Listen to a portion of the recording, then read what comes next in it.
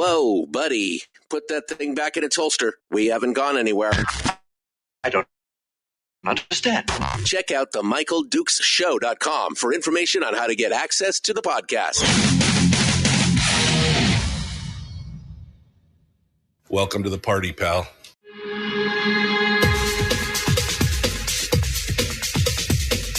The Michael Dukes Show. The greed and the entitlement is astounding to me.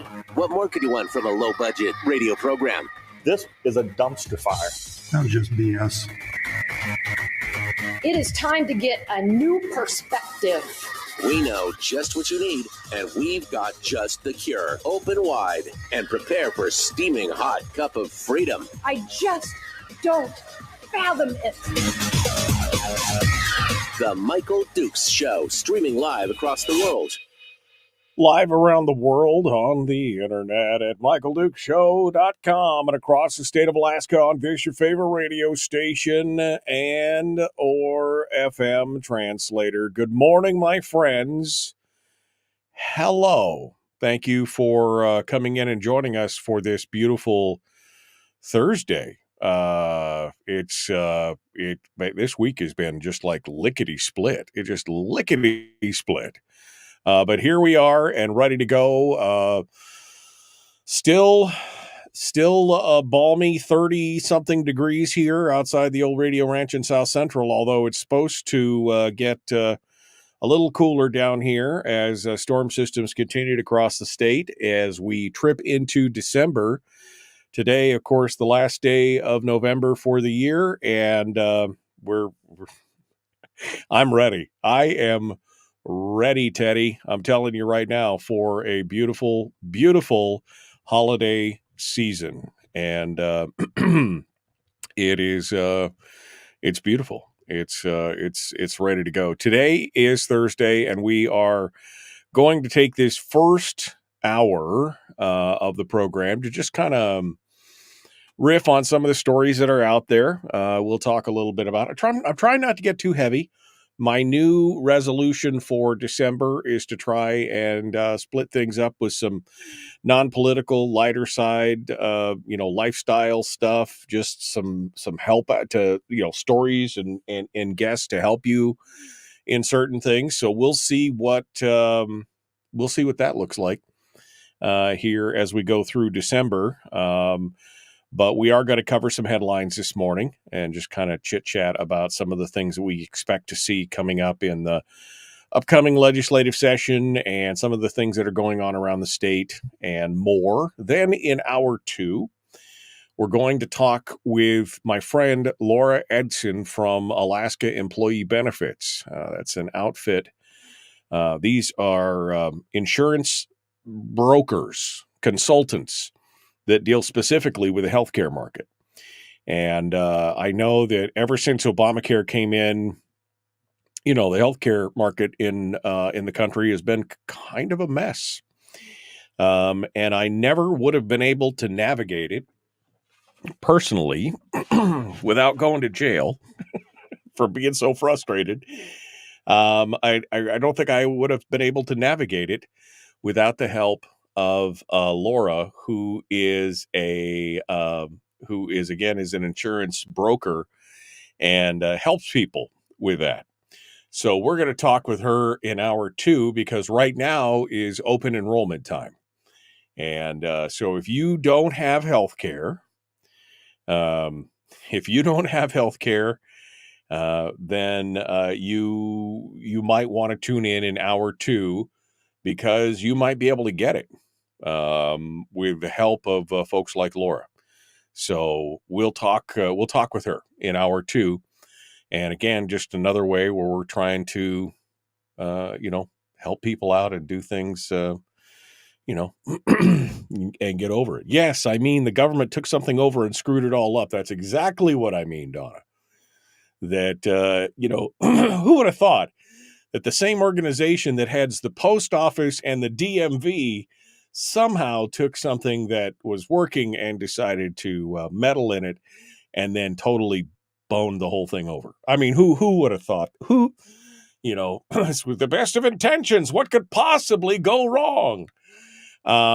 So anyway, it's that's what's coming up today. Tomorrow's Firearms Friday. And I don't have anybody lined up yet for Firearms Friday tomorrow, other than I know that Willie Waffle will be joining us. So we'll talk with Willie in hour 2 tomorrow. So that's the only thing for sure. It's the only thing we know for sure. Okay. What do we got? What be the haps? What are the news stories that we need to dive into to get started on today? Well, I think we should start with there's an opinion piece that came out here almost a week ago. I guess it has been a week. It's been just over a week ago, which I read the other day and then we never got around to. But I think it is a good one. It's from Scott Ogan. Now, Scott is a visitor to the show sometimes. I see him sometimes in the chat room. He's been around the block. He's a former lawmaker. He served in the House from 1995 to 2004. And then in the Senate from 2003 to 2004, I guess. He's a legislative analyst for Must Read Alaska. And he's got a breakdown, which I think we need to go through, of all the things that are going on and kind of a recap of everything that happens. But I'm going to save that one for the next segment because I think it's going to take a full 10-minute segment to break down and debug and everything else. So we're going to talk about that here in just a minute. It's people to watch in the Alaska Senate, and we'll see what he has to say on that. A story that caught my eye this morning was in the ADN. Alex DeMarban over at the ADN has got a story talking about the Chugach Electric Association and their proposed rate increase. They have a rate increase of nearly 6%, 5.8% is what they're looking for. And they have this rate increase in front of the RCA, the Regulatory Commission of Alaska. Now, what's interesting about this, and unusual, I should say, is that a throng of parties have joined this case, and it could influence power costs for years in Anchorage, but not just in Anchorage. This is not just an Anchorage thing, but in much of Alaska, because of the intertie and the rail and the power structure. You know, everybody's connected at some point. DeMarban goes on to say the case is complicated and will have varying effects on different groups, in part because Chugach Electric must combine separate rate cases from its original region with the North Anchorage area it acquired with the purchase of Municipal Light and Power in 2020. The driving force behind some of the groups that are concerned about the future of power generation along the Alaska Rail Belt between Homer and Fairbanks. So it's the whole thing, the entire rail belt from AGA all the way to GVEA up in Fairbanks, as the natural gas, which is the primary fuel that produces all this electricity, is starting to run short. There's a renewable energy group called Renewable Energy Alaska Project, and they say this is an incredibly important rate case because the Cook Inlet region faces a natural gas crisis, and the relatively inexpensive gas we enjoyed for decades is going away. They are intervening in the case, which is a first for this group, and they want to promote the creation of a rate structure that reduces the demand for natural gas from the Cook Inlet. That will provide more time to develop renewable energy before 2027, when gas is expected to begin running short, leading to costly imports of liquefied natural gas. Now, I'm always hesitant when I see this kind of verbiage for a couple reasons. First and foremost, they're intervening in the case because they want to promote the creation of a rate structure that reduces demand from the natural gas from the Cook Inlet. How are you going to create a rate structure that reduces the demand? Okay, for anything. How are you going to produce a rate structure that reduces the demand for housing? Right? Well, you increase it, so it becomes more expensive. So fewer people want to, I mean, it could be electricity, could be gasoline, could be housing, could be food. How do you reduce the demand for something in the market? What's the easiest way to do it when you're talking about rates? Well, you raise the cost. That's the first thing. So I get a little leery when people are trying to push agendas like, for example, renewable energies and resources. Not that I am opposed to renewable energy, but when they start dabbling in free market forces, where they say they want to create a rate structure that reduces demand for the natural gas, I start asking questions about how is that going to work? You're going to increase the cost.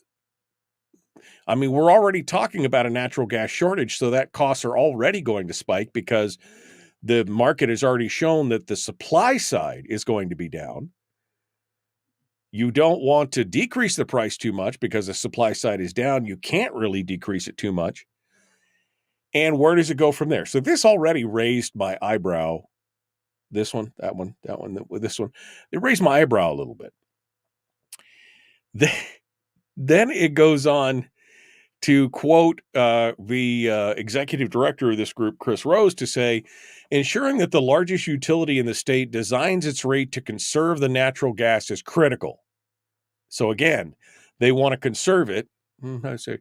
It will increase the amount of time we have to use the local gas and give us more time to backfill with renewable energy that is cheaper than natural gas, but takes a bit of time to permit and build. I'm going to ask you to cite your sources on the fact that they say that these renewables will somehow be cheaper than natural gas. Because across the country, historically, in the data that I've seen, natural gas is still the cheapest form of energy that's pretty much out there. well, aside from nuclear. But I mean, it is the cheapest form of energy. That renewable energy, while great, does have a baked-in expense to it and an ongoing expense because of the lifespan of a lot of these components having to be replaced all the time. The fact that they say renewable energy is the cheaper option on that, but it takes a little bit more time to permit and build. By the way, the permits and the builds and the costs, there's a lot of upfront costs on a lot of that stuff. And like I said, you have to continually rebuild and that's just the first part. That's just the first person. That is the first organization that's intervening in this case. Look at that. We're already up to the break. I'm going to have to pick this up on the other side. So we'll continue this discussion. But I just want you to think, I just want you to wrap your brain around that for just a second. They want to promote the creation of a rate structure that reduces the demand. Well, I've heard that before. I've heard that before about alcohol. I've heard that before about cigarettes, where it's a punitive tax that is they're trying to have behavioral control through taxation, or in this case, through a rate increase. This should make you things that make you go, That's where you should start thinking about these kind of things. On the one thing that we all need in Alaska, in this one instance, things that have an effect on probably 80% of the population, because we're talking all along the rail belt from Fairbanks to Homer. All right, we'll continue this discussion here in just a moment. The Michael Duke Show, common sense, liberty-based, free-thinking radio. We're back with more right after this.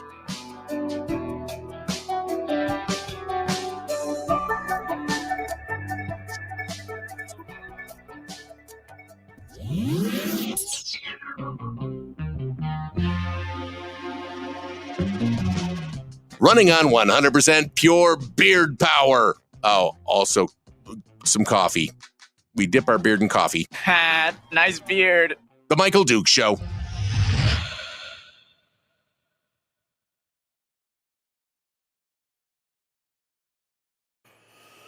Okay, we are in the break. Where was I? Let me go back up here and see what you guys are talking about here. Good morning, good morning, good morning. There you go. Good morning. Bill says he says, nice, I need that. That was when we were talking about the insurance stuff. Donna, yes. You mean government took something over and screwed it all up? I mean, if you wanted to see how the government was going to handle the Obama, all they had to do was look at the VA. I mean, you know, that's it right there. Yep. Anniversary earthquake time. It's the anniversary earthquake time. Brian says renewable by 2027, delusional. I mean, absolutely. I mean, that if we started today, if they started breaking ground today, I don't know as they could get it done and online by 2027. I just don't think that it's going to happen. Donna says higher prices equal lower demand. So she's the economy gal, right? I mean, I'm just some podunk radio show host in the middle of Alaska. And even I could figure out that what they were talking about was increasing the rates to reduce the demand. Because by the way, that would be the only way you could make renewables cheaper than gas. That would be the only way you could do it, is if you raise the price of electricity through natural gas to be so high. I mean,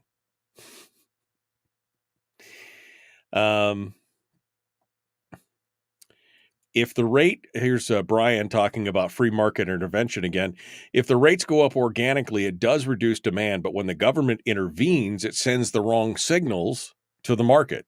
Yeah, that's Yeah. Jeremy, he's got the answer. He said, generate my own electricity so I don't have to worry about it. I like my solar panels. HEA can bugger off. Oh, yeah. Yeah. The big expense is found in the lack of power. Here's Kevin McCabe. The big expense is found in the lack of power. Windmills are 12% efficient. So 1.5 megawatt project windmill would be putting out 12% of that if the wind blows. We would still need spinning reserves or base load. It's expensive. It is. That's the thing. You can't put a solar farm here that'll generate year round. I mean, I know they're working on one in Houston that's supposed to be ancillary, but for them to just arbitrarily make a blanket statement like, oh, these renewable energies are much cheaper than natural gas generation. Oh, cite your sources, baby. Cite your sources. Show me the numbers.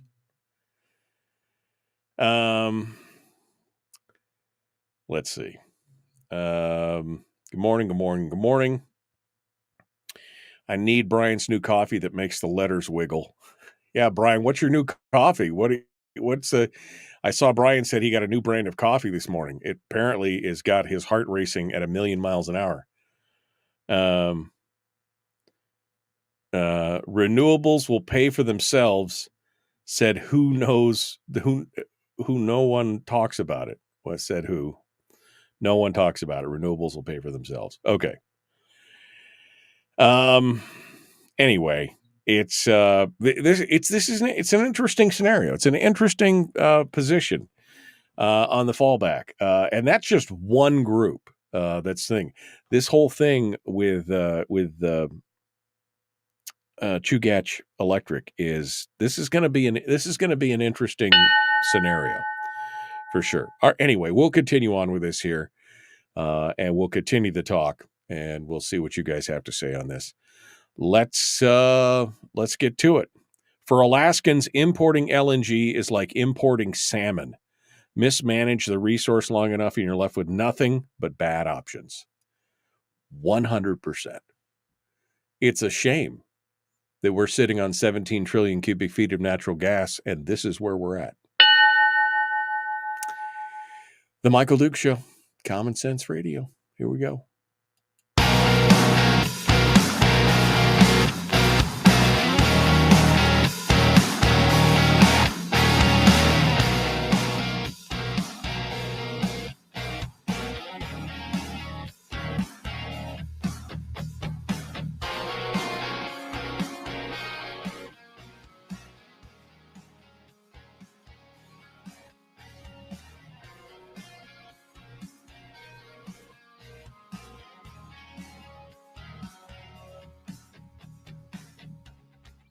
All right, welcome back to the program, The Michael Duke Show. Common Sense Radio. We're talking about, boy, the chat room has been a little savage this morning about all this stuff. We've been talking about this rate increase that's being proposed by Chugach Electric, which, again, I hear some of you going, well, who cares? I live in wherever, Happy Valley. I live in Esther. The problem is that Chugach Electric is part of that rail belt, and it's part of the whole combined cost of power generation across the entire rail belt of the state, from Homer all the way up through the peninsula, into Anchorage, into Fairbanks, through the Matsu. So this bears repeating. Anyway, this rate case is now in front of the RCA, the Regulatory Commission of Alaska, and they've had a bunch of imposers. Is that what they call it? Imposing themselves on the case? Imposers. That's not the right thing. Interventioners. Interventionors. Anyway, there's been this first one again, the Renewable Energy Alaska Project, looking to promote a creation of a rate structure that reduces the demand for natural gas, giving us critical time to develop renewable energy before 2027. which I didn't even mention, but Brian in the chat room was like 2027. That's laughable. You're right. I mean, if we broke ground starting next month, January, let's just say January of 2024, there is almost no way that they could get the everything, the interties, the permitting and everything in 3 years. Are you kidding me? Do you know how long it takes to get some of these projects off the ground now? I mean, now they talk about these projects in 5 to 10 year tranches. They're like, I mean, yeah, it's not a thing. Anyway, that's just one organization. Another organization that is intervening in the case is the American Association of Retired Persons, as well as Ethan Shute, the chair of the Alaska Permanent Fund Corp Board of Trustees, who said he's joining as an Anchorage residential ratepayer with experience in finance and energy development. Utilities along the rail belt have also joined the case, along with large ratepayers such as the University of Alaska Anchorage, expressing concerns about its ability to afford the proposed rates. Here's one of the things that I always feel bad about. Most of the, and because these are utilities, right? And so that's why the RCA is involved. But at some point, especially for member-owned cooperatives like MEA, and I'm a member of both. Right now, I'm a member of both MEA, Matanuska Electric Association, and GVEA, Golden Valley Electric Association. I have interests in both. I've got properties. I pay money. I do the whole thing. And so at some point, though, you have to realize that when you got places like UAA that are expressing concern about the ability to afford the proposed rates, hey, Buttercup, that's called the market. When there's a tightening of the supply for the stuff that creates the energy, somebody's got to pay for it. That would be you and me. Yes, I know it's a crisis. I know it's tough when they say we're going to run out of gas, when they say all these things are happening. I know that's a tough thing. There's no doubt about it. But that's like, you can't just keep saying, well, we can't afford it. Well, neither can someplace like MEA, GVEA, Chugach Electric. All those things. That's going to have to happen. They can't force these. They can't force these organizations to operate at a loss. I mean, maybe they can for a while, but eventually, it won't happen. Anyway. Utilities again and UAA. Chugach Electric filed for the rate increase in June, saying a typical rate case could take at least 15 months for the commission to reach a final decision. A portion of the rate increase went into effect in September. The utility expects the remainder to go into effect in September of next year. Now, the commission could accept different rates, which would lead to refunds if they're smaller than Chugach anticipated. The rate increase, by the way, of 5.8% would be about $7 more for the average bill of about $120 a month. Now, I don't know who pays $120 a month for electricity, but boy, you guys are lucky. But I'm still happy. Don't get me wrong. I'm not complaining. I'm still officially paying well under 50% of what I was paying in Fairbanks. But it's nowhere near. It's nowhere near $120 a month. But let's just say it's double that. Let's just say that my bill's not quite double that. But let's just say that, on $200 a month, I have to pay an extra, $10, $12 a month for the thing. I understand. I mean, do I like it? No, it's $120 a year that I don't necessarily, I would rather not pay. But I also understand that everything is more expensive. My God, before Thanksgiving, I went into I hadn't been in Fred Meyer's in, I don't know, I hadn't been to the grocery store in several months. And I walked in there to get a small list of things that fit into 2 grocery sacks, and it was $90. And I was just like, wow. I'm looking at some of those prices going, wow. I don't do most of the shopping anymore, right? So everything is going up.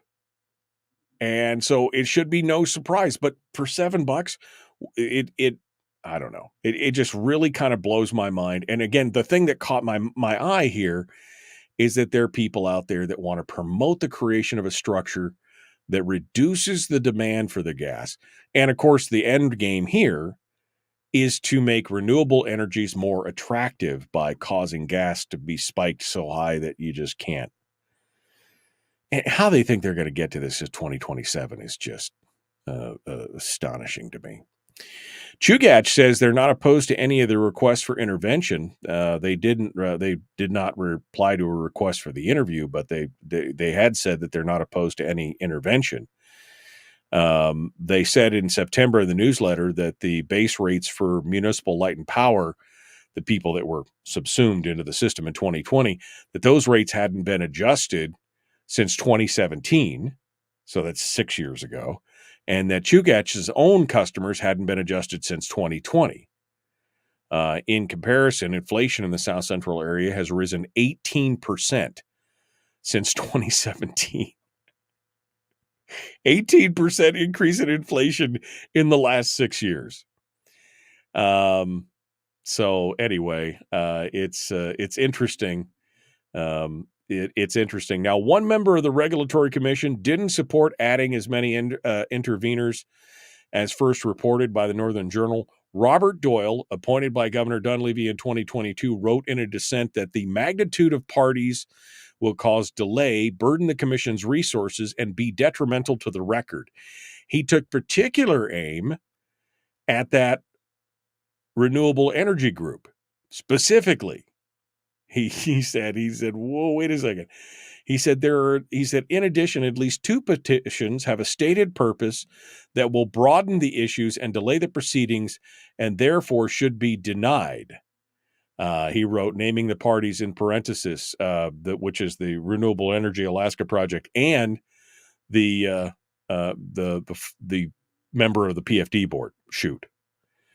So it's this whole thing is interesting. It's very interesting to see how this whole thing is going to go. But the bottom line is that you can't, this is a crisis that they knew was coming, that they, knew what was going on. They got interveners in here who are trying to change. They're trying to behaviorally modify, Alaskans, modify your behavior through, in this case, increasing the rates, just the same way that other people want to do that with taxes and everything else, behavior modification. Oh, don't buy that. We'll put it's like putting the sugar tax on the sodas. We don't want you to drink sodas anymore, so we're going to modify your behavior through taxation. It's just flat out wrong.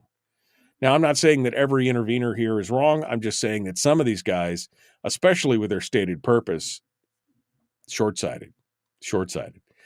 And, places like the university saying, well, we just don't know if we can afford it. Well, welcome to the party, pal. I mean, we just don't think we can afford it. That's what we've been saying for years. We just don't think we can afford the level of government and the level of all these other things that are going on in taxation. And all of a sudden you're like, whoa, we can't afford that. Well, maybe we should have figured out a way to get our 17 trillion cubic feet, 17 trillion cubic feet of gas on the North Slope. Maybe we should have figured out a way to get that down to the citizens and to Tidewater. Maybe we should have looked at that a little better. I mean, the fact now that we're going to have to, in fact, Ben Carpenter, who was in the chat room earlier, made a comment that I thought was perfect, because he said he likened it to. I'm just looking. I'm scrolling backwards for it right now. He said he likened it to salmon. The fact that, here we go. For Alaskans, importing LNG is like importing salmon. Mismanage the resources long enough, and you're left with nothing but bad options. I mean, that's the thing. How embarrassing is it that we are this resource-rich state, and we can't get it together enough to be able to do it? Now, I know that there's market factors in place, and that the environment, and that bringing the gas to Tidewater. But we've been working on this for 50 years, folks. 50 years. And we've got all this stuff going on the North Slope, and we're going to import gas from someplace else. It's just astonishing. Absolutely astonishing. So we'll see what happens with that. But again, as I was reading that article this morning, that just jumped right out off the page at me, that they were going to use this to try and make renewable energy a little bit more attractive. That somehow, some way, that's going to be the answer to all of our problems. There's nothing wrong with renewable energy in and of itself. The fact that they want to take all this renewable energy and try and replace the steady, consistent energy of coal, gas, nuclear with renewable energy that is, well, it's spotty at best. I mean, somebody posted in the chat room that the efficiency of a windmill is about 12%. Even if you doubled that and said it was 24%, or even if you said it was just 50% efficient, that means that 50% of the time you're not getting the same amount of power as you would from standard steady generation, which means you have to backfill, which means you got to have batteries, which means you have to have something sitting there spinning, waiting for the demand to come to them. So those burners still have to be running. So all this stuff still, I'm not saying that you shouldn't include renewables. I'm saying you should stop looking at it as a primary source of power, because there's no, now, again, if you were talking about something about like nuclear, why are we not talking about nuclear power? Why? This is scary. I don't understand this at all.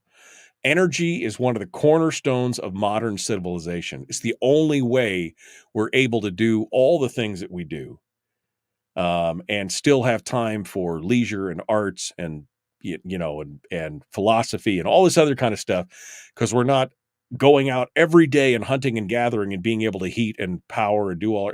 It's the one thing. Why do we continue to avoid the elephant in the room?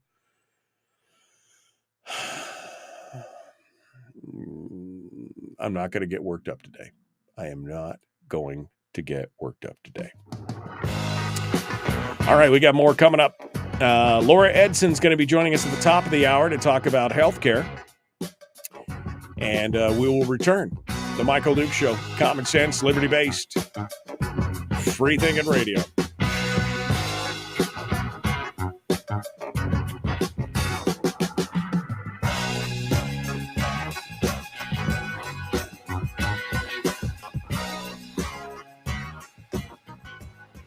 If you missed the show, you can listen to it on your time with Dukes On Demand. Oh, and it's free.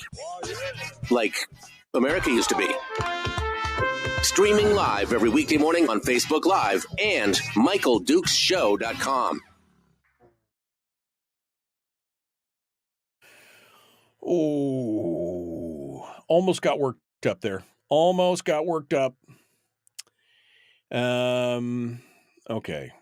Frequent severe icing can cut a wind farm's annual energy production by over 20%. Can't generate electricity with snow-covered solar panels. A number of conversations I had, says Brian, when I was running for MEA underscored just how far out of touch people are with energy issues. I know. It's astonishing, isn't it?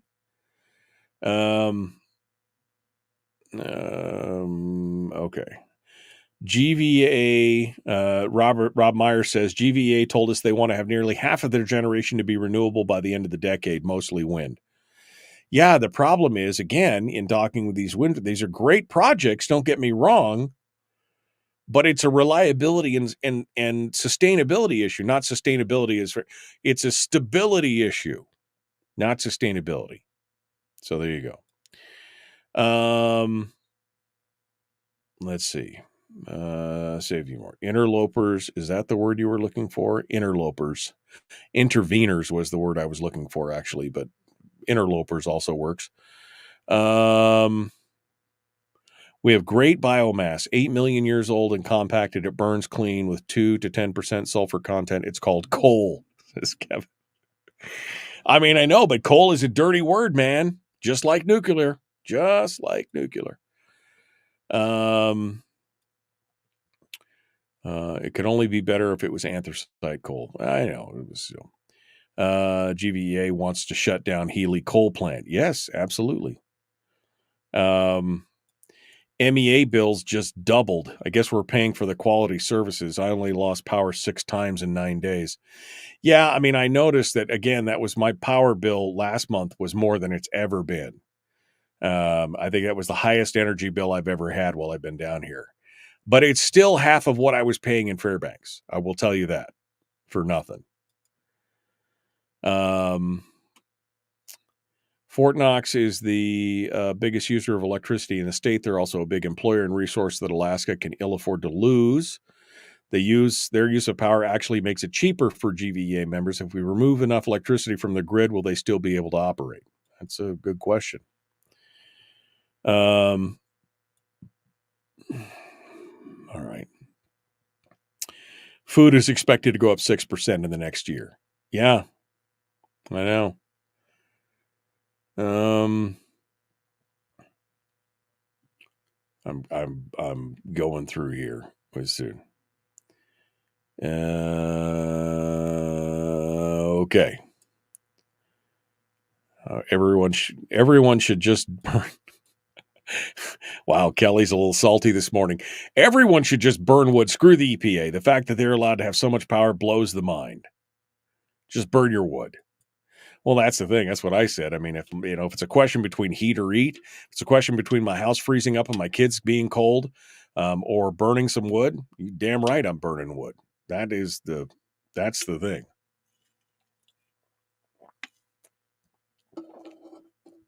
Mm-hmm.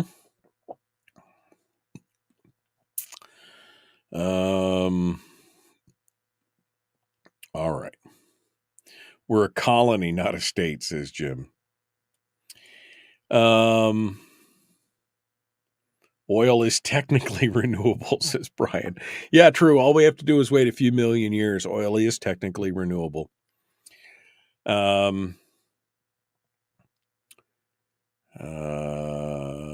still going through here. They want us to sell carbon credits. We need a Rep McCabe call in, says Donna.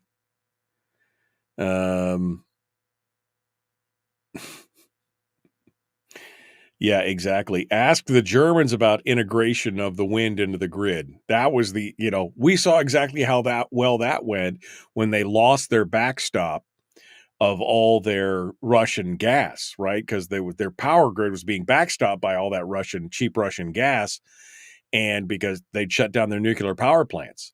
France used to be 80% of the power in France was generated by nuclear power.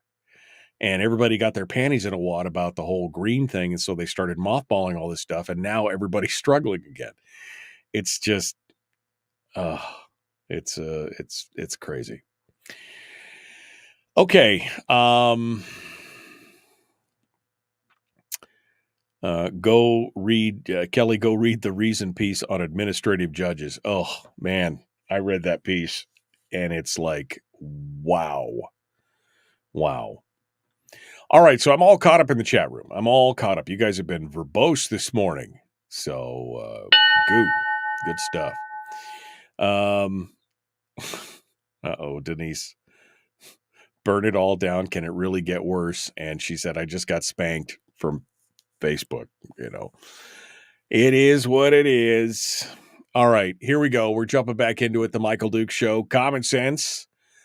Liberty-based, free-thinking radio. Like, share, subscribe, ring the bell. Laura Edson's going to be our guest in hour 2, talking about healthcare. Let's get to it. Here we go.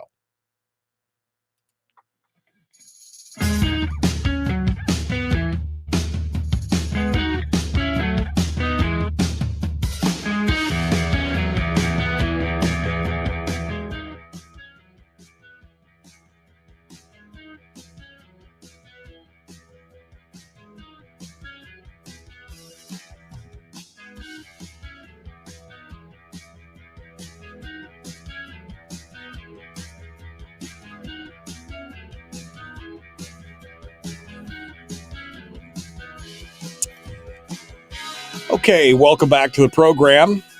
We are ready to proceed. Coming up here in just a little bit, Laura Edson from Alaska Employee Benefits is going to be talking with us about how you can get health insurance if you don't have any, how there's a possibility, and it's better than you think. There's been a lot of changes in the law, the Obamacare law, and I mean, it's a hot mess. Let's not get it twisted. It's a hot mess. But Laura can help simplify. Laura's been a lifesaver. I've been working with Laura for 15 years now. That's crazy. 15 years. Anyway, we're going to have her on here in the next segment, and next hour, we're going to talk about that. Don't forget, we've got our holiday recipe contest up on the Facebook page right now at facebook.com/Michael Duke Show. Just go out to the post and comment with your favorite family traditional holiday recipe, something that you love every year. That one recipe that you look forward to every holiday season. Christmas, Thanksgiving, New Year, whatever it is. Ramahana, Kwanzaa, I don't know, whatever it is you celebrate. Feel free to share that up on the Facebook page, and then people can view it. They can copy and paste it. They can snatch that recipe up. And of course, then they can vote for it with a thumbs up, a love, or whatever. And of course, whoever's got the most interaction by the time we're done is going to be the winner of a delicious bag of Beard Curler coffee and a 6 o'clock club mug, courtesy of the program. We'll be announcing the winner of that on the 20th. So we got 20 days right now, 20 days to put your recipes up there, and then send it out to all your friends. Send the post out and say, please vote for me. That's what we need to do, because we need to get more people involved in that. That's what Bill did. Bill put his delicious bourbon caramel popcorn up on there, and then I saw that he shared it to everybody that he knew. Hey, go vote for my thing.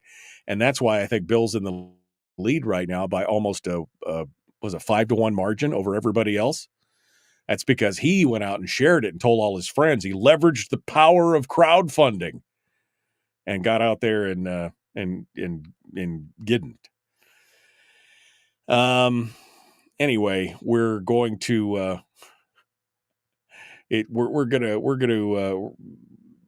be looking forward to that. There's some great recipes up there. In fact, our guest yesterday, who was with Detra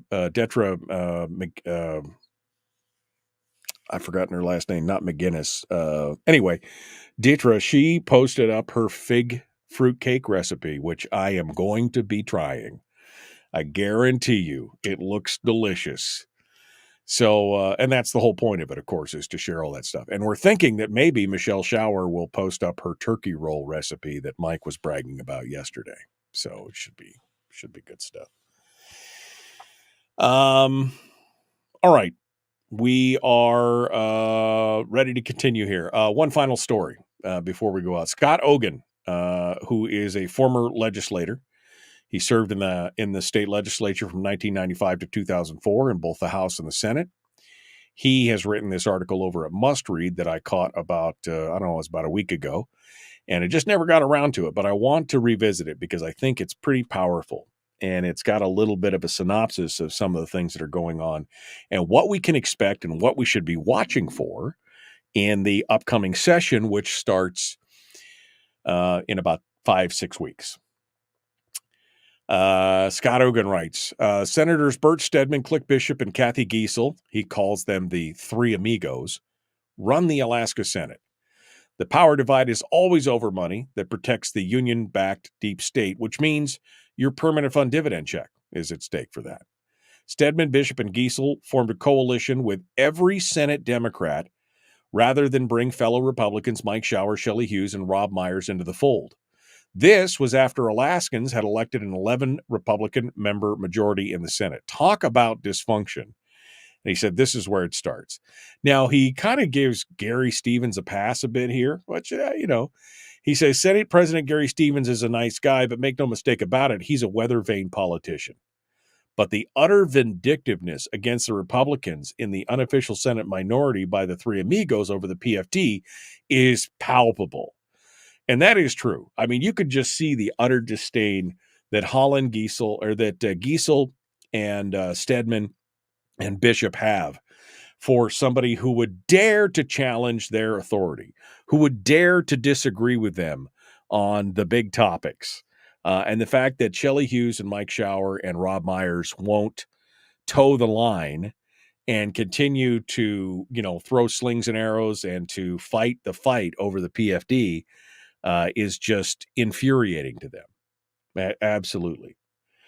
Remember when Kathy Giesel was running for the Senate back in the day before she lost her seat to Roger Huller? Remember that video where she and her husband were sitting at the table and she steals her husband's wallet and says, "This is what Governor Walker has done to your PFD. He's stolen your PFD.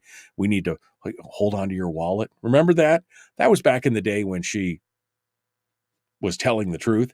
That was the thing. He mentions that. Stedman and Bishop, finance co-chairs, craft the legislature's fiscal policy with impunity.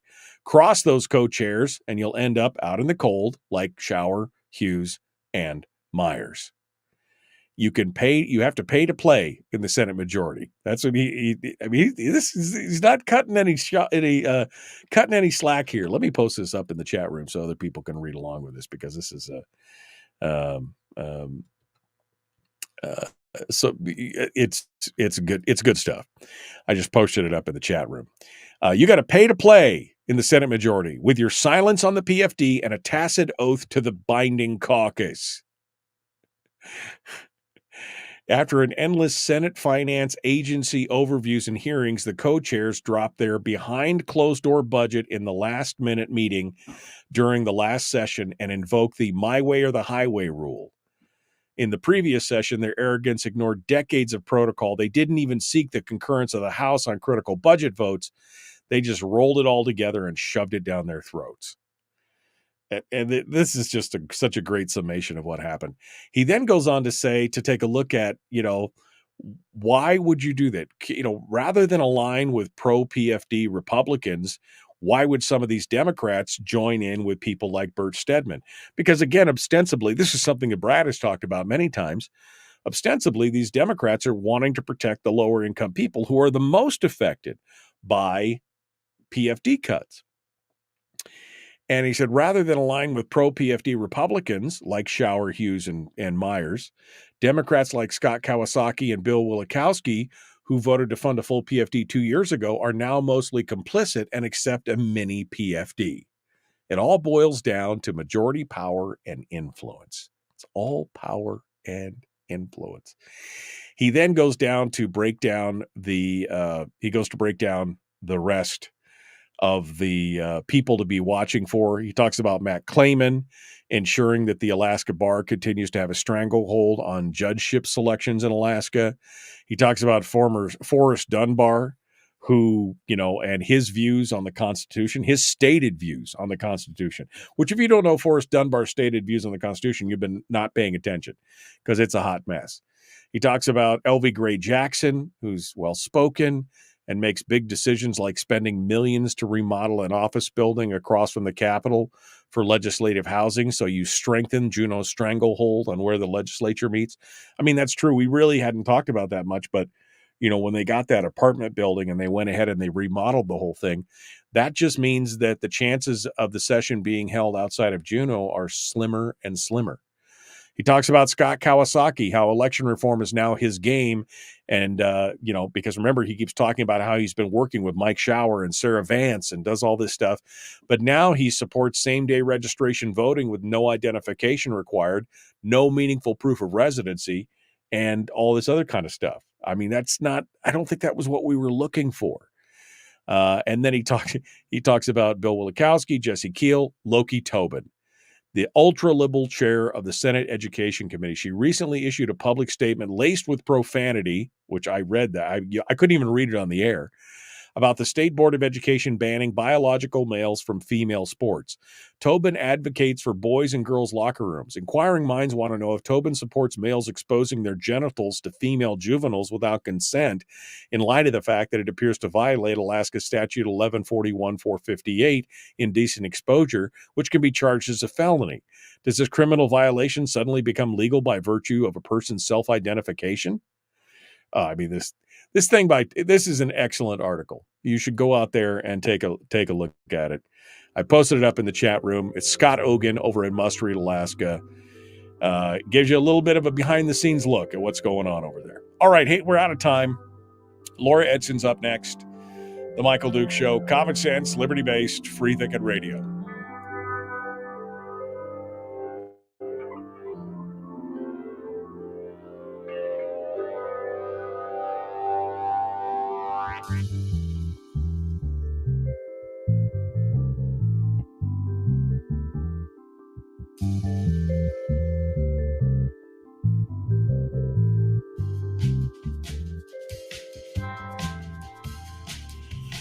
Okay. Hey, look at that. We are ready to go. Hour 2 is here. I see Laura Edson in the green room. She's eating all my virtual donuts, drinking my virtual coffee. They have virtually no calories, so it's okay. That's the important part. They have the virtual donuts with no calories. Before we go check in on her real quick, let me run over and just see what you guys have been saying. See what's going on here. Okay. Okay. Blood pressure is not caused by physiology. It's metabolic. It's an indicator of poor metabolic health. It's, I guess that's just a saying. Trying not to raise my blood pressure, blah, blah, blah. My blood pressure is really low anyway, so it doesn't matter. But I'm just, you know what I was trying to say, Jeannie. She's being so literal this morning, you know. My son, says Denise, still has no health care. He literally can't afford it. Well, Denise, then this hour might be for you, because we're going to talk with Laura, who might be able to help you. It's been this whole journey over the last, I guess it's been 15 years, right? 2007. This journey over the last 15 years has been very interesting for healthcare for my family as well. I'm going through here. Nothing's going to change this year, so you might as well get over it, says Jeremy. He's not wrong. Jeremy is not wrong. Nothing is going to change this year. This is the second half of the session with the same players. You might as well get over it. All right. Cannot help but be curious about the common denominators, yada, yada, yada. Harold actually has something positive to say. Scott was the legislator who called the most and asked the best questions, Scott Ogan, when I was running calculations for the new education formula. He was the one who called the most and asked the best questions. So apparently it's good stuff. All right. Let's go on to here. Okay. Oh, actually, it was Hannah last year. Okay. I'm all good. I think I'm all cut. All right, Jeremy, let's kind of calm it down a little bit here. I don't know who you said you're an idiot to. I can't figure it out, but we're going to keep the ad hominems to a zero base. All right. So no name calling. I've already called out Harold on it, and I've called out somebody else 3-4 weeks ago for it. So let's just keep it toned down, agree to disagree, and move on. If you don't like somebody and what they're saying in the chat room, folks, you can always block them individually, and then you don't see their comments anymore. That makes it easy. Then you don't have to see their comments. You don't have to be irritated. So if somebody's irritating you, just block them, and where you go. All right. Let me go over here to the chat room here, and we're going to test out Laura's connection and make sure everything is good to go. She's just diligently working away. This woman works all the time. She's got all this stuff going on. I'm going to have to refresh at the top of the hour too, aren't I? All right, let me go over here and see what Laura has to say as we bring her into the chat room from the green room. So we'll start over here. Hello, Laura. Good morning. How are you this morning? I've had a cup of coffee, so I'm better. You've had a cup of coffee. Well, that's thumbs up on that. Then you're good to go. Are you ready to? You all ready to dive into this? Sure. Okay. All right. Well, we got a minute. I don't want to take you away from your work. I know I know how dedicated you are to this. So we're going to get into this here in a second. And this is actually what it's going to look like when we get sat down here. Let me pull this up just so that you can make sure you're all. Oh my God, this thing is so slow. All right, there we go. Drag that over there. So we're gonna take get to the top of the hour here, and we're going to bring you back on after we play the theme music, which we're a couple minutes out. I just wanted to make sure that your audio worked and everything was good. And I'm obviously going to have to reset because I can't even drag you to the other side of the screen like I normally can. So it's a hot mess. Okay. So I'm going to pull you back into the green room here, and we'll be right back to you. Don't go anywhere. Folks, please like and subscribe, ring the bell, do all that kind of stuff. She needs Folgers. No, she needs to clone herself. That's what she needs to do. She needs to clone herself so that she can because she got so much work, especially this time of year. I mean, she was kind to come on this time of year because this is her busiest time of year with open enrollment. And but we're going to talk about all that. We're going to go back and get the whole story, and it's going to be a lot of fun. So yeah, we will continue. I appreciate your apology, Jeremy. Let's just try and keep it all cool and under the radar. Here we go. The Michael Dukes Show, common sense, liberty-based, free-thinking radio. It's hour 2. We're going to start with Laura Edson. I'm going to hit the reset during the theme music, so don't panic. I'll be right back right after this.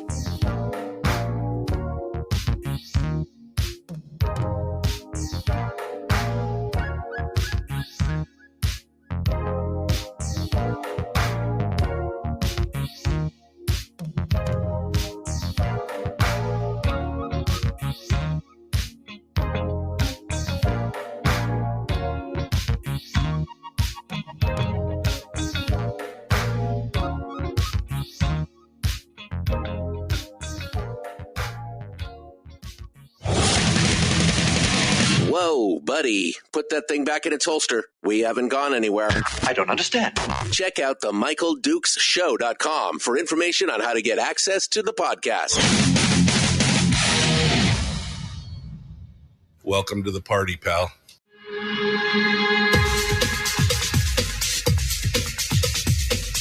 The Michael Dukes Show. The greed and the entitlement is astounding to me. What more could you want from a low-budget radio program?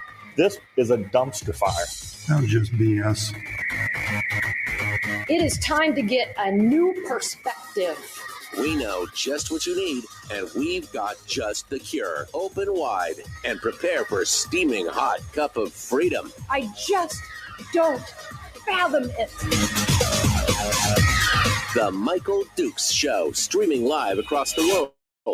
Yep, live around the world on the interwebs at michaeldukeshow.com and across the state of Alaska on this, your favorite radio station and or FM translator. Welcome back to the program. It is hour 2 of this Thursday edition of the Michael Dukes Show, where we're trying to kick off December. I mean, it's the last day of November, but we're trying to kick off December in kind of the lighter side. We want December to kind of be less political, less contentious, and more talking about things that help you, that make you smile, that laugh, that, you know, the lifestyle stuff and everything else. And I thought, what better way to help people out than explain to them that if they don't have health insurance because of the whole Obamacare debacle, and I know a lot of people lost their insurance when that whole thing came about, that there are some solutions, and there are people who are fighting for you in your corner. So we're going to be talking with Laura Edson here in just a hot second and get her. But before we get into that, I want to remind people that, of course, the recipe contest is going on right now until we got 20 days to go over to facebook.com/Michael Dukes Show and paste up your favorite holiday recipe, the one recipe you look forward to every year. Post it up there. Tell your friends and neighbors to go over there and vote for it. Thumbs it up, like it. And maybe you could win a delicious bag of beard curler coffee and a 6 o'clock club coffee mug. That's what it's all about. That's what it's all about.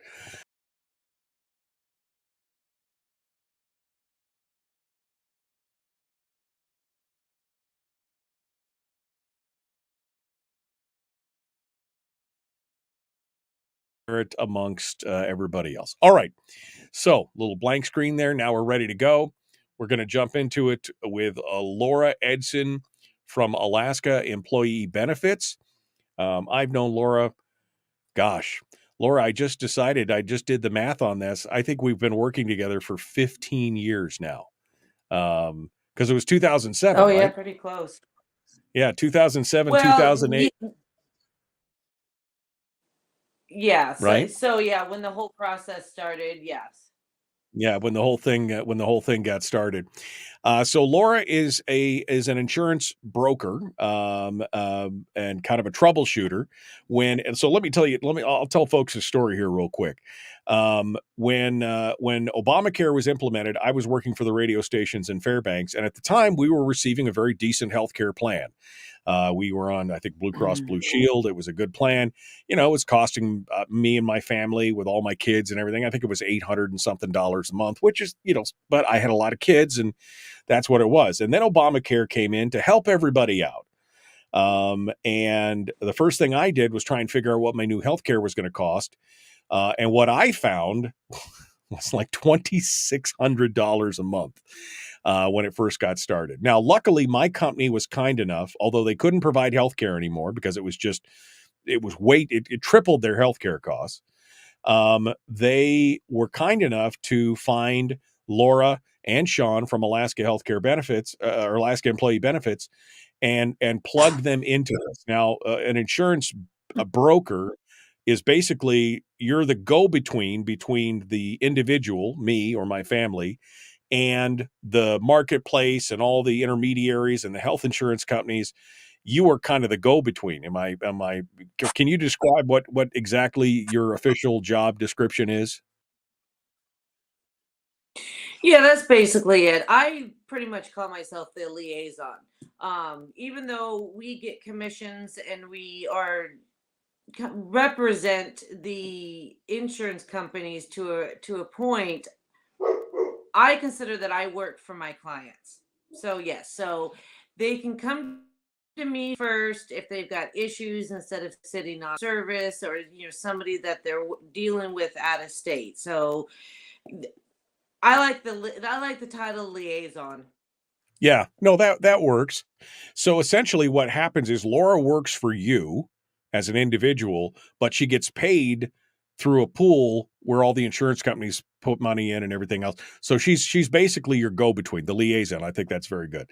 So when they plugged us into Laura, again, I was pretty desperate because I was feeling a lot of stress about the fact that my healthcare costs I was basically going to have to go without healthcare. But once they plugged us into Laura and Sean, she was able to go out and she shopped the market and did everything else. And she was able to find me healthcare that I think for the first year or so, it was more expensive. I mean, I think I was paying closer to $1,000 a month rather than what I had been before. But slowly over the course of years, as the laws changed and everything else, I mean, I'm almost embarrassed to tell you what I pay for my healthcare now because of all the different things and programs and all that kind of stuff. Because it's Laura has been there. And I will tell you, and I often tell people this when I send them over to Laura, is that if she had not been around, I would probably be in jail right now because the system is so frustrating. And so I think I've logged into my healthcare.gov account one time or maybe two times in the last 15 years because to change the password to give it to Laura so she can deal with it because that's what she does. And Laura, you're saying now that there's been so many changes over just the last couple of years anyway, that now people could have health care and not even don't even understand it because again, I couldn't find, you were able to cut the health care that I looked at because I looked at it right at the beginning. You were able to find me a plan that was similar to what I was on for half of what I found because you know the ins and outs and everything else. So let's talk to, I want to talk to folks today who don't have health insurance, who haven't had health insurance, and because all they've ever been able to find is something that's unaffordable. So let's talk to them about open enrollment today and what people can do to be able to afford healthcare in this day and age. Sounds good. So so first and foremost, what, is there criteria, this open enrollment period? They only allow you now really to enter in once a year. This is the time to do it.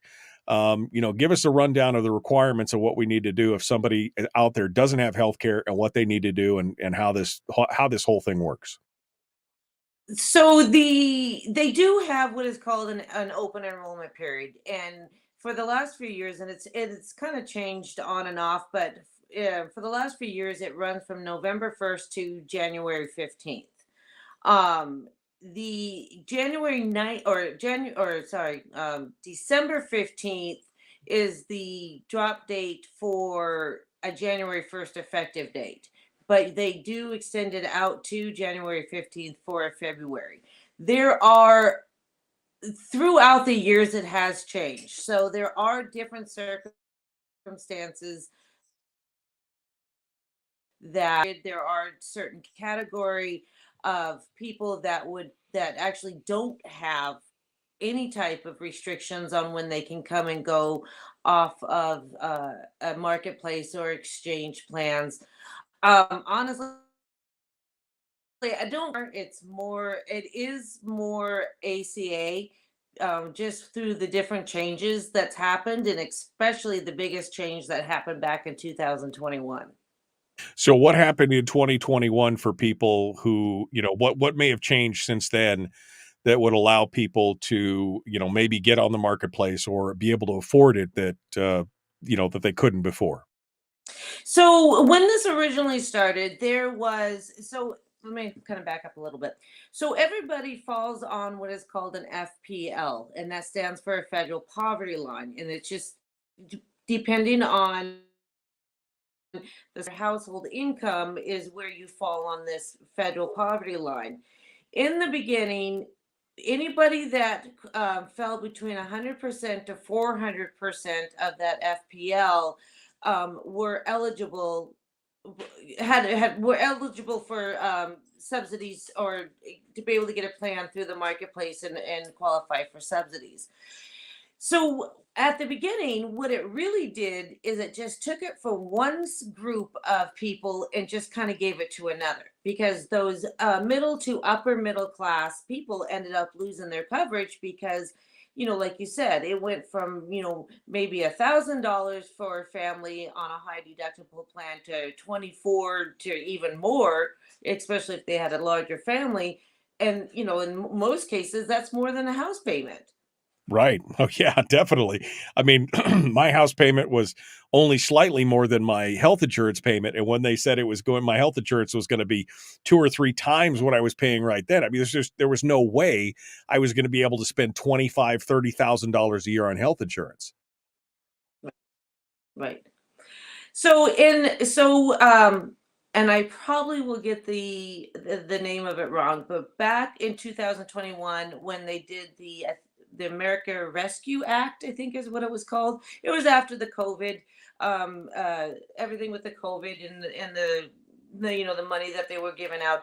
They restructured that to a point. Instead of being, disqualifies you 400% on the FPL, it's now a sliding scale after that. So that group of people that lost their coverage at the beginning were able to now qualify. So, I have scenarios just to kind of get an idea, and people that were even up in the $300,000 range, or $300,000 income for the year were now all qualified. It's not going to be as much, but it was there. So it would now gave it back. Honestly, it became more of the Affordable Care Act because now it was such a big group of people, and it pretty much was given a benefit to everybody. Right. Now, the problem is, of course, is that in getting this, you still have to go and try and navigate the government bureaucracy, the marketplace website, deal with the insurance companies and all this kind of stuff. And what's beautiful about this situation, working with somebody like Laura or Sean, is the fact that they do all of that work for you. You do the legwork for me. I think what you sent me earlier this year was, please go fill out this form, which was like 8 questions, and get it submitted so we can get you back on the marketplace. And then Laura goes out and actually gets everything put together, finds the best deals, looks for the best things that can happen, marries me up to a plan that, because that was the other thing with the ACA. I had the same plan for years when my employer was providing it. And as soon as it went on to the ACA, the Obamacare thing, it was every year it changed. It was like a new policy every year, and you had to try and find one that matched it exactly or as close as you could get. So it became a hot mess. But now Laura does all that legwork and makes it easier, and is able to find, again, the most affordable healthcare that we can get at this point. And that's been a huge help. But it's not just for me, like you said, for many folks. I have actually sent Laura, I don't know how many people over the years, but I have encouraged everybody that I know that has, who said to me, "Oh, I just don't have healthcare. I can't do it. Here's the phone number. Go call them." Because that's what you and Sean specialize in, right? Is finding people who don't have the healthcare to be able to get them plugged in, and realize that once you've navigated that government morass, you can actually get them healthcare that's affordable. Yeah. Yeah, I tons of people all the time that come in. Well, I got on there and it's not giving me those numbers. There's so many questions on that marketplace application that I see people answer too honestly, because they get nervous when they're on a government site, and they want to make sure that they're giving the most accurate, are not worded on how they actually mean. So And let me think if I can misunderstanding think of. they're misunderstanding necessarily the question or the depth of the question, so they put too much info on there, essentially. Yeah, yeah, Yeah. yeah, It's frustrating to see people who I know and people I work with, people I love, that that are struggled with this and stressed about this. I've often said that was the biggest blessing that I received as an employee, to have my employer plug me into an organization like yours, because otherwise we would have all been left just floundering around trying to figure out what to do. We're going to continue to talk with Laura Edson here from Alaska Employee Benefits, but I have to take a quick break, so we're going to be right back. Don't go anywhere. The Michael Duke Show, common sense, liberty-based, free-thinking radio. We'll return with more, and Laura Edson talking about how you too, if you don't have health insurance, you need to be listening up, and we'll get you squared away here in just a moment. Common Sense Radio, back with more right after this.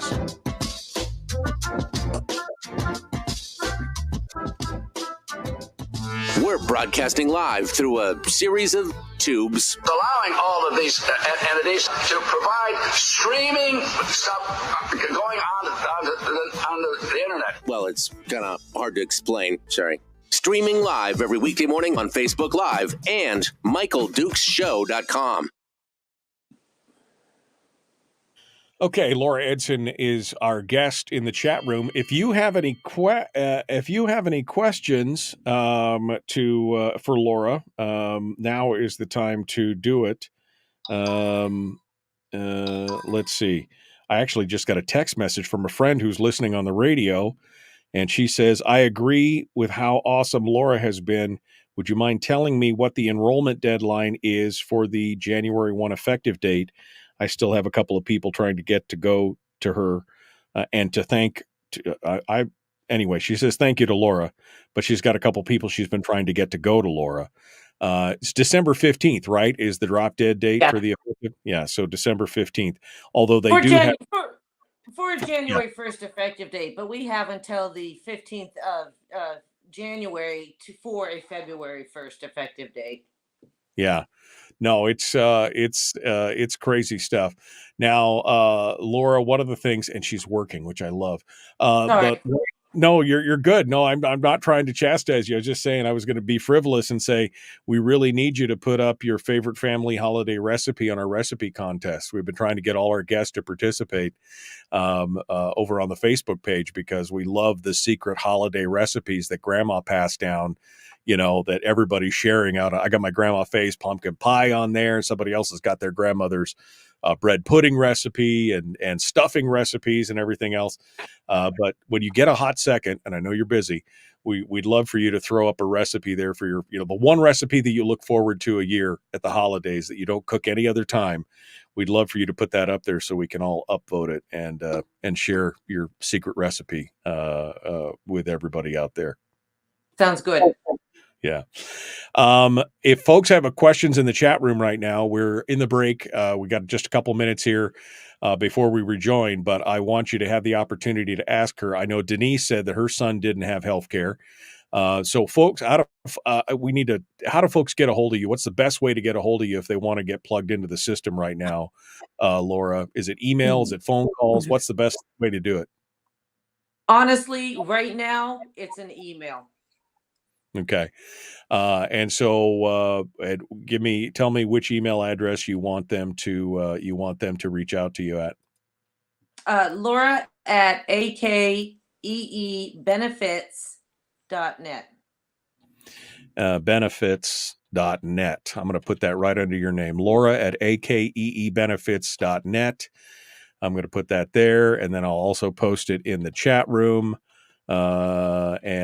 Folks, if you want to get a hold of her and get, you or somebody in your family on board, that's the best place to go to send her an email, and she'll get you squared away.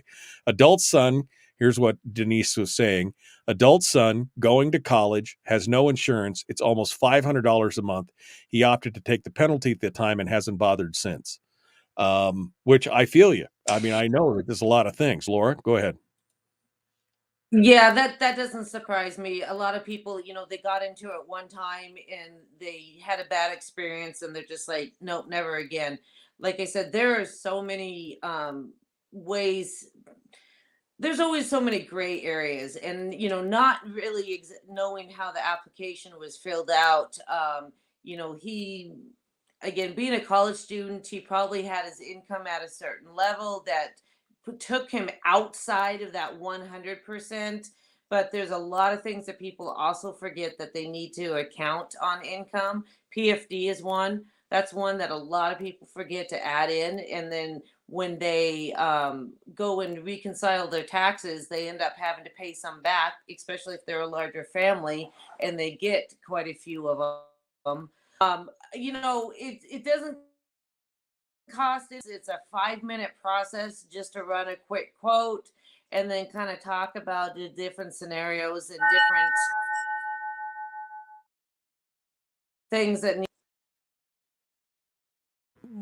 We just lost the last of what she said there because of internet lag, but that's okay. We're going to continue here, Laura. We're about to rejoin the radio, and we'll continue, and we'll just hold you on for one more segment, and then we'll let you go because you're a busy lady. But I wanna get it all out there, so we'll continue on. Laura Edson, our guest, Alaska Employee Benefits, the Michael Dukes Show, common sense, liberty-based, free thinking radio. Like, share, do all the stuff. Here we go. The Michael Dukes Show. Not your daddy. Wait, sorry. Not your daddy? Ooh, not your daddy's talk radio. Huh. Whew. I was scared for a second. Thought we were going down. Here's Michael Dukes and the show. All right, welcome back to the program. Laura Edson is our guest with Alaska Employee Benefits. We're talking about being able to get insurance because ever since the ACA came out, a lot of people, especially younger people, and people who are in the high middle income, middle to middle high income, were basically forced out, especially if their employers are not offering healthcare benefits. And it's really been kind of disastrous for many people. I was lucky enough to be able to be introduced to Laura again 15 years ago when the ACA first went in. It's hard to believe it's been that long already.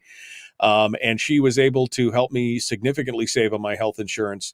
And over the years, she's learned how to navigate this system and make it work. Now, we had a question during the break Somebody said thank you to Laura, that she had worked with Laura, and she said thank you. She also wanted to know about the deadline. If you want a January 1st effective date, then your deadline to get everything done is the 15th of December, right? Right.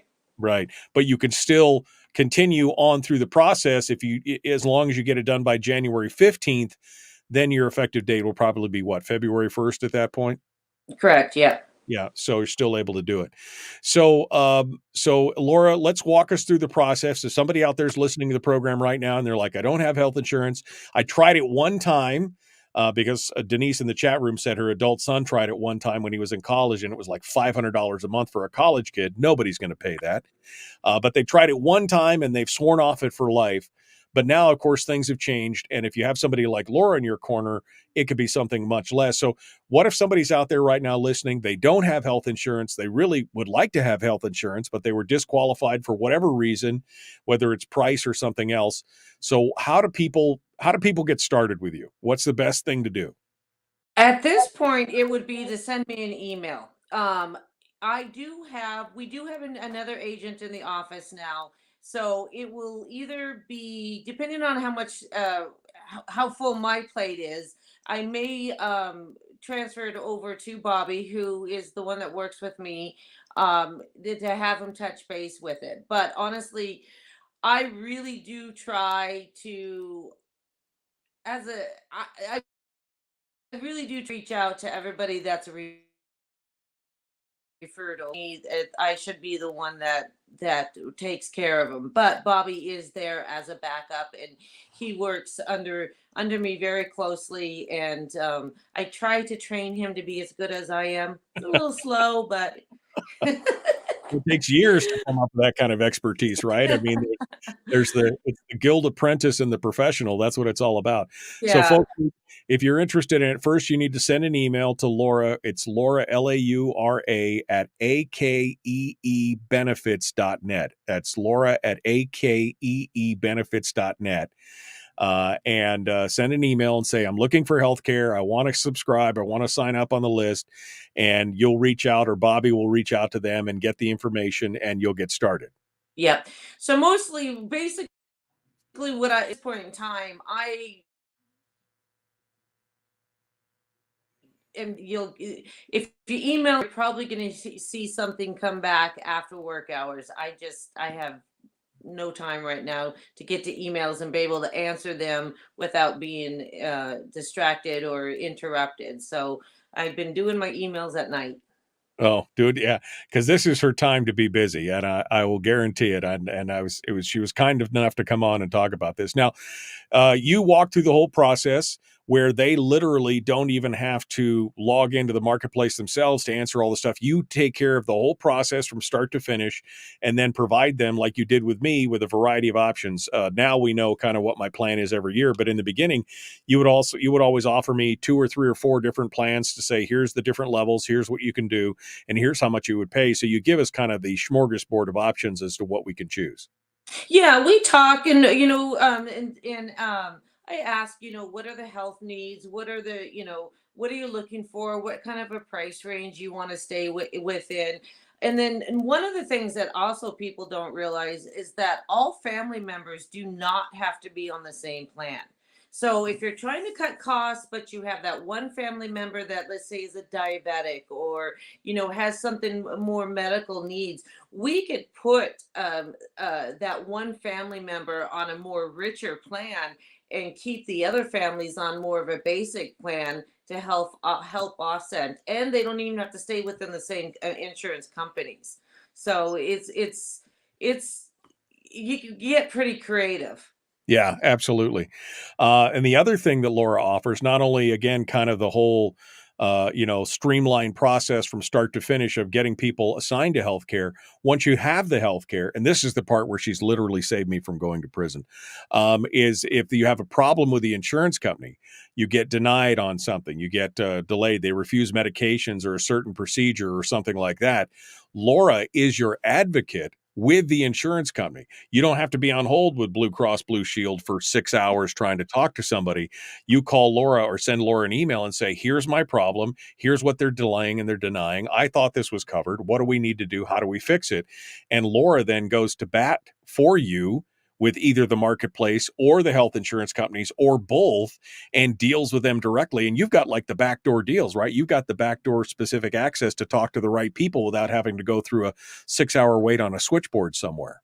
Yeah, I usually go try, there's a process, and I try to go through the process before I bring in the big guns, just because I don't want to overuse them and cringe every time they see my phone number pop on a caller ID. But I know the terminology. I know when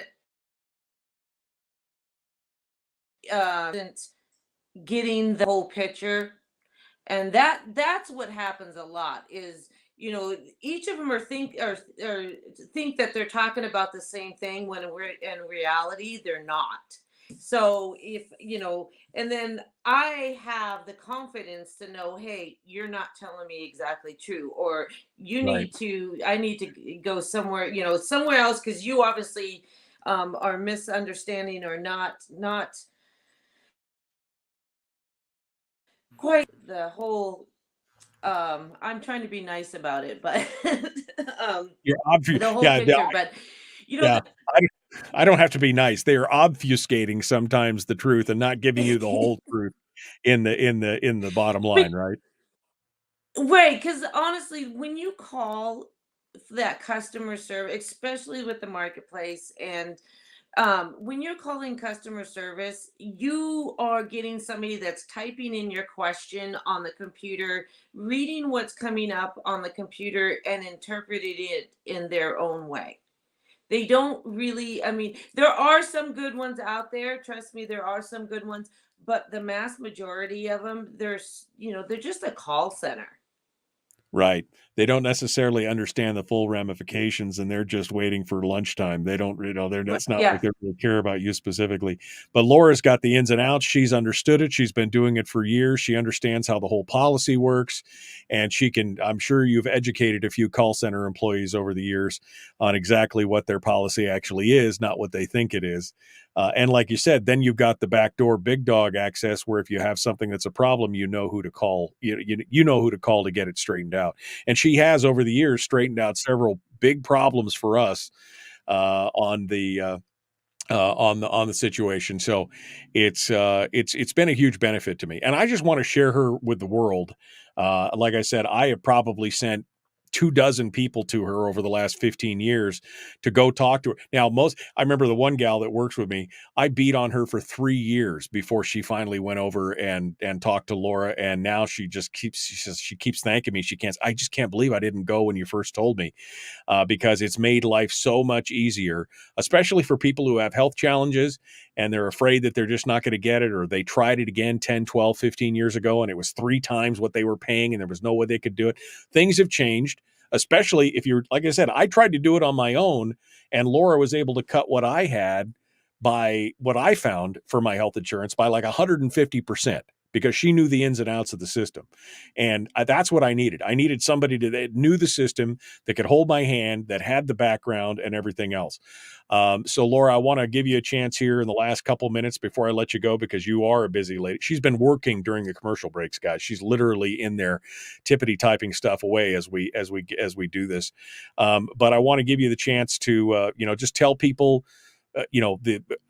just your elevator pitch for people, why they should talk to you, what it is, doesn't cost them anything, and final thoughts on kind of the healthcare system as it is right now, what people should be looking for. I just give you the floor here for a couple minutes. So basically, it's a passion. I actually love my job, if you actually can believe that. I thrive on being able to help the people. I'm born and raised. We have always had up here being able to be not the forgotten one. So I do work very, very hard to make sure that my clients get the best coverage or get their full benefits. Because, again, like I said before, there's so much terminology, and everybody thinks they're talking about the same thing when they're really necessarily not. I've helped plenty of people to navigate thinking that they didn't have any other choices to get taken care of, and let them know that there's so much more to these policies that people don't even utilize, and it's just because they don't really understand, the terminology. And what I always have my Oh, products. just Yep. lost. We just, Lost. lost you for a second there. Go ahead. So you always have your what, Laura? I always have my ears and eyes out there looking for, new things, and that's going to help us up here. Because, like I said, we're like the forgotten ones. We're a small population. People don't necessarily want to invest because they don't think there's a market. When on all reality, I think the individual market is actually very, very big, because we don't have those big corporations that employ. I mean, we do have a few, state and university and stuff, but especially in Fairbanks, we're a small business town. Right, And, right. and small businesses can't afford, the best coverage, or, shouldn't say the best coverage, but that's hard when you got a small business. So Right. we've gotten creative with different ways that smaller businesses can offer coverage. um, but again, I think the individual market could be very big, just because so many don't work for the big corporations or a big conglomerate. Right. But it's a landmine. I mean, it's a minefield of having to walk through. Yeah. It's a minefield to have to walk through. And so to have somebody there to hold your hand, to walk you through the process, somebody who understands, like you said, the terminology, the vagaries, the ins and outs of the system, it's invaluable. It literally is invaluable. Laura has saved my life, my sanity, and everything else for my family, for the health insurance. And if you don't have health insurance, you should be sending her an email right now and at least have her get you a quote as to what it might cost, because I guarantee you it's probably less than you think. Than it is. And Yeah. it is what it is. We're stuck with this law. We're stuck with the way that they did it. I know they eliminated the high deductibles and the catastrophic policies and all that kind of stuff. And I know they've meddled in the market, but you know what? We have to live with what they've given us. And the only way you can do that sometimes is by having somebody help you through it, somebody like Laura. So again, if you're interested, Laura at akeebenefits.net. That's Laura at akeebenefits.net. Send her an email, and she or Bobby or somebody will get back with you, and they can get you a quote. If you get it done by the 15th of December, you could have health insurance starting on January 1. And that's a great thing. Laura, I know you're busy, and I appreciate you coming on board. Thank you for doing this, and I hope you keep doing what you're doing, because you are saving the world one person at a time, in my opinion. Yeah, I'm not allowed to retire, so. Yeah, I heard that. You're not even allowed to take vacation sometimes. That's the worst part. This gal, I called her one time. She's like, I don't remember where you were. You were on a cruise or in the Bahamas or something. I called you, and she's like, well, I saw your number, so I had to answer my phone. I'm on vacation right now, but what can I do for you, kind of thing. And I'm just like, this woman is dedicated. So I appreciate you, hon. Thank you so much. Merry Christmas to you. Okay. Merry Christmas. Tell Sean I said hi, and we hope your email is flooded, because Yeah. the more you can help, the better off the world is. And so thank you, Laura. I appreciate it. Yeah. Unless, It's what? Oh, her internet froze again. All right. Well, we're gonna go. Thank you, Laura. Appreciate it.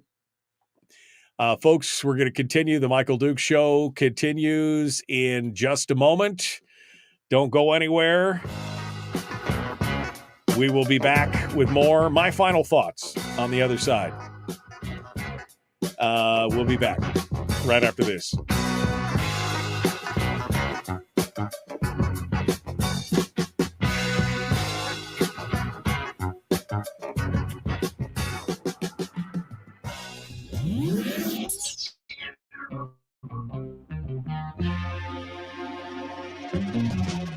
running on 100% pure beard power. Oh, also some coffee. We dip our beard in coffee. Ha, nice beard. The Michael Duke Show.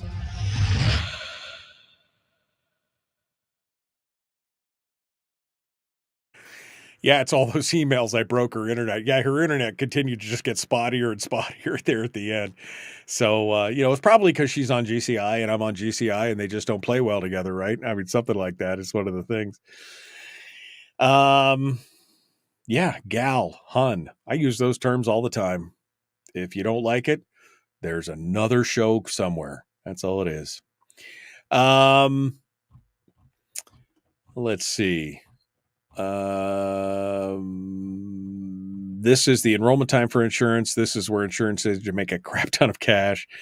I mean, insurance, yeah. I mean, insurance, especially, and Ron, I think Ron Gillum, I think that said it earlier. That said something about, I'm looking for the comment. Here he goes. Anytime you make something mandatory, you can bet the cost will rise significantly, which reminds me of, back in the day before we had mandatory car insurance in the state of Alaska. And I'm sure there was a lot of people who were flitting around without insurance. I'm sure it was. But even back then, and I was pretty young back then. I think it was I must have been in my early 20s. Even then, I understood that if you made something like that mandatory, because they kept saying one of the selling points was, oh, well, if everybody has to have it, it will surely be cheaper just based on like volume, right? Oh, if everybody has it, it will surely be cheaper. And I was like, no, if you mandate it, then they've got a locked in price point and they can make it whatever they want. And sure enough, the insurance went up. You know what I mean? It was just one of those things where it was like, wow, okay. So anyway, yeah, it's exactly insurance. It's a game. It's a gamble. And we're always fighting it. And somebody else said something about there we go. It's Bill.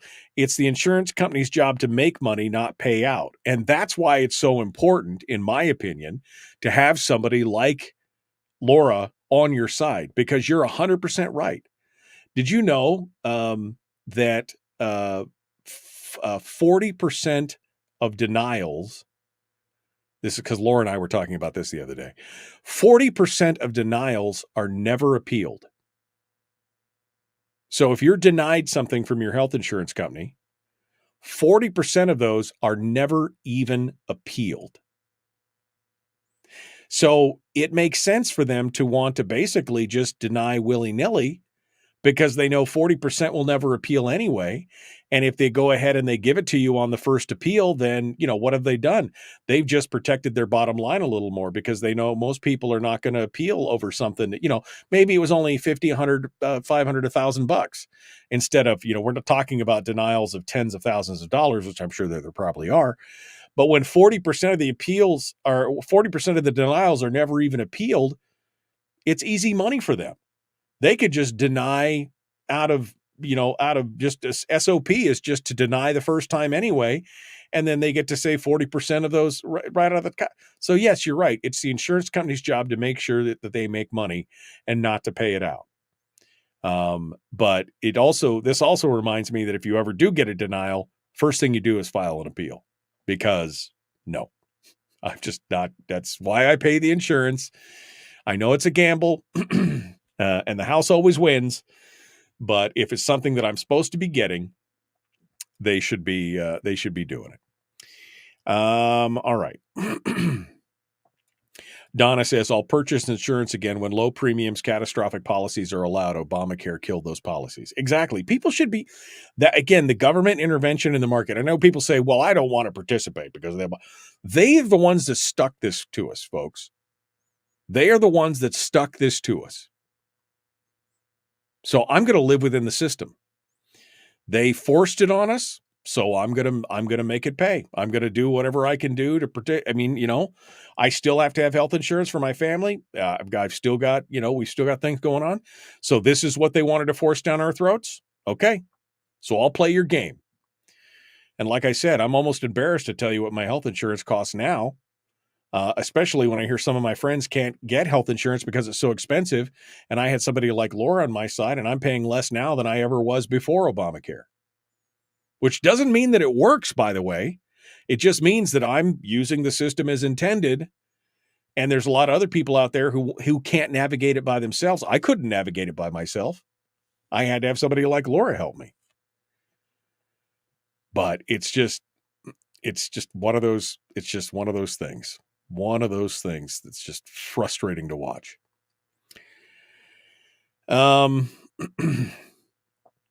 It's not nice to refer to someone as a member of an invading tribe. I must have missed something there. Did I miss a comment somewhere about that?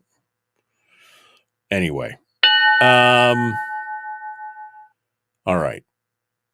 We're going to continue. Before we go anywhere, the Michael Duke Show. Common sense, liberty base, free thinking radio. 20 years ago, Blue Cross Blue Shield automatically would deny every 11th claim for that reason. Oh, I'm sure they probably deny a lot more now than they did back then. That's 100% a given.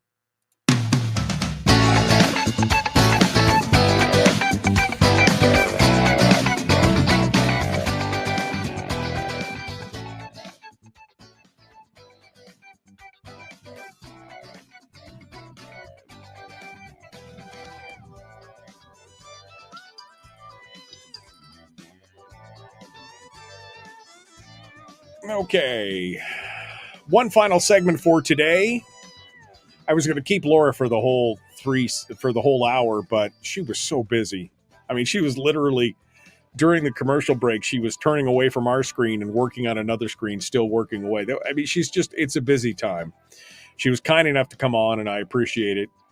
And I just don't know how to encourage people more to go talk to somebody like Laura or Sean or Bobby over there to have them help them wade through the minefield that is the healthcare system these days.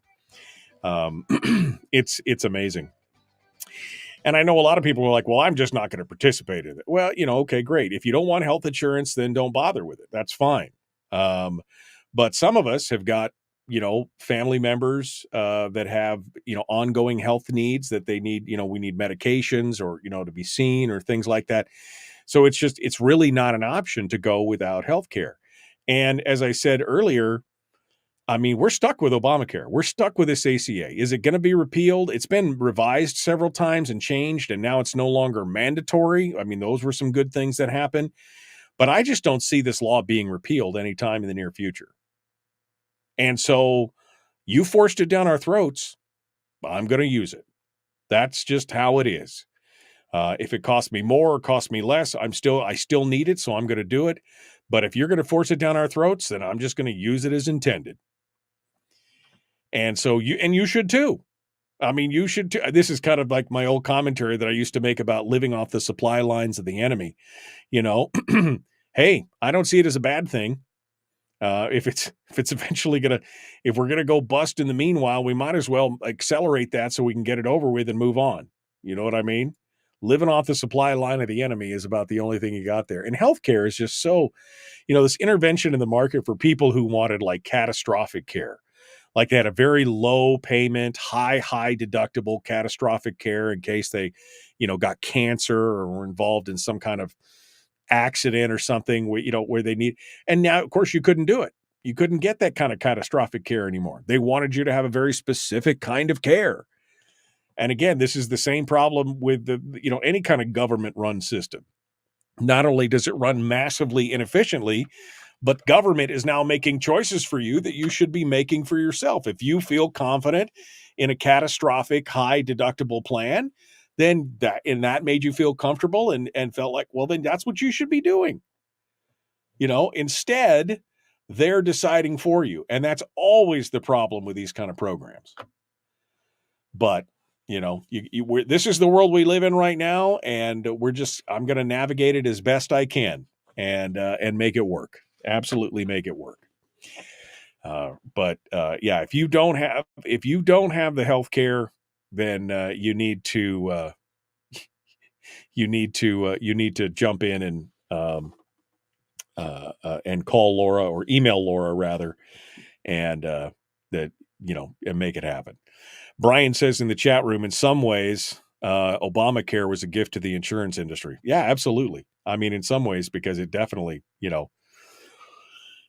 consolidated them, and they received a lot of concessions when that thing was first put in. It was definitely an issue. And that's the other thing. I mean, to have her, not just for setting you up with healthcare, but then to be able to intervene later on once you do have healthcare, that's really what I appreciate her for almost more than anything, because we've had some challenges with the healthcare with our insurance company over the years. And we've switched companies a couple times since the ACA was involved.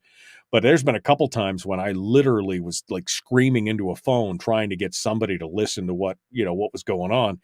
And luckily, Laura was there to intervene and make all that work, because it's so frustrating. I mean, it is the job of the insurance industry and the insurance companies to make sure that they make a profit. It's not their job to pay out. It's their job to make sure that they're protecting their profits, right?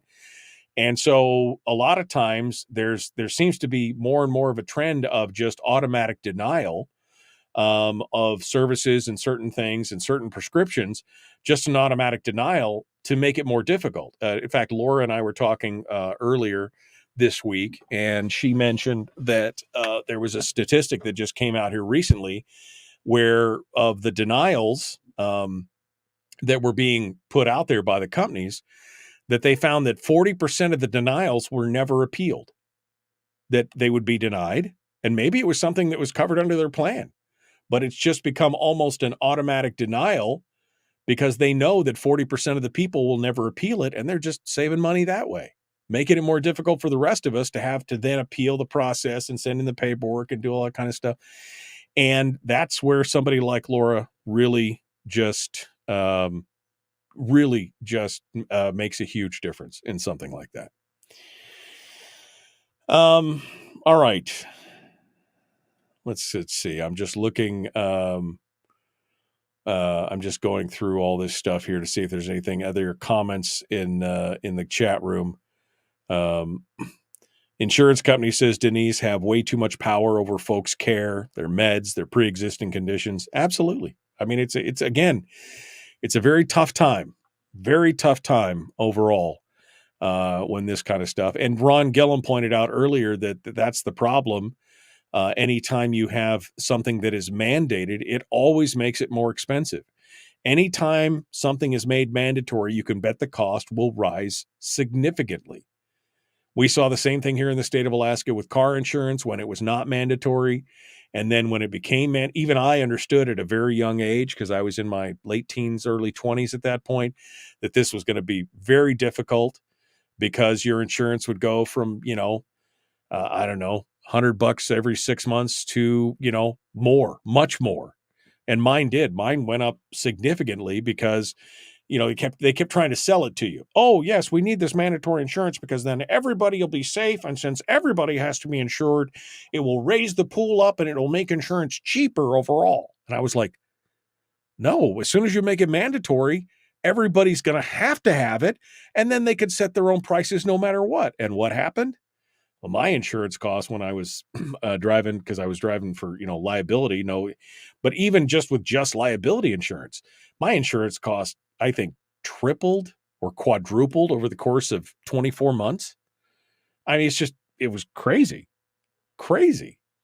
Instead of $100 every 6 months, I'm paying almost $100 a month or something for liability insurance because now it was mandatory. This is what happens when government intervenes in the free market. I mean, is there room and is there a need for government regulations in some things? Absolutely. I think that there is, but they should be as limited as possible. The problem is when government gets involved in all this stuff, it's a hot mess, folks, and we end up paying the price on that for sure. That's that's what it is. All right.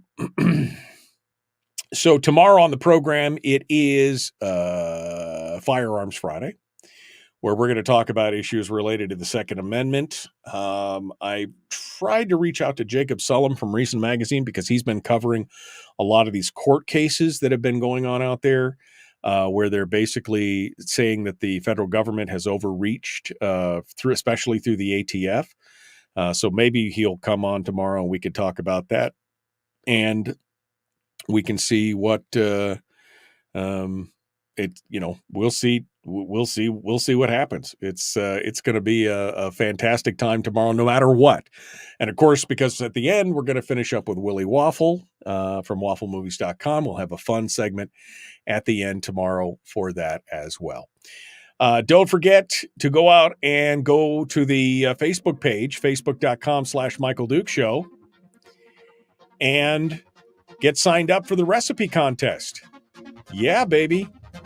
You too could win a bag of beer curler coffee and a 6 o'clock coffee mug just for posting your favorite family recipe. That one recipe that you can't wait all year long to cook for the holidays.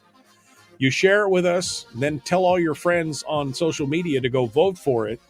Whoever has the most votes, the thumbs up, the loves, the likes, the interactions, is going to win. Bill's ahead right now. That bourbon caramel popcorn is still at the top of the heap right now. Out of time, my friends. We'll see you tomorrow. Have a great day.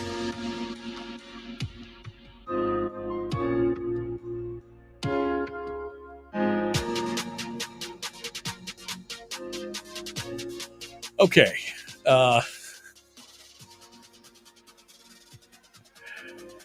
I'm sorry. Jeannie, don't feed the trolls. Just saying. If you ignore them, they go away eventually. Anyway, don't bother. Anyway, appreciate you folks. Thank you so much. Be kind, love one another, live well, stay ungovernable. I like that. Thank you, Brian. All right, folks, we will see you tomorrow. JIH. Everybody keep seeing this. Just I don't know what that means. Now you got me, guys. Now I'm worried. Back with more. We'll see you tomorrow. Have a great day.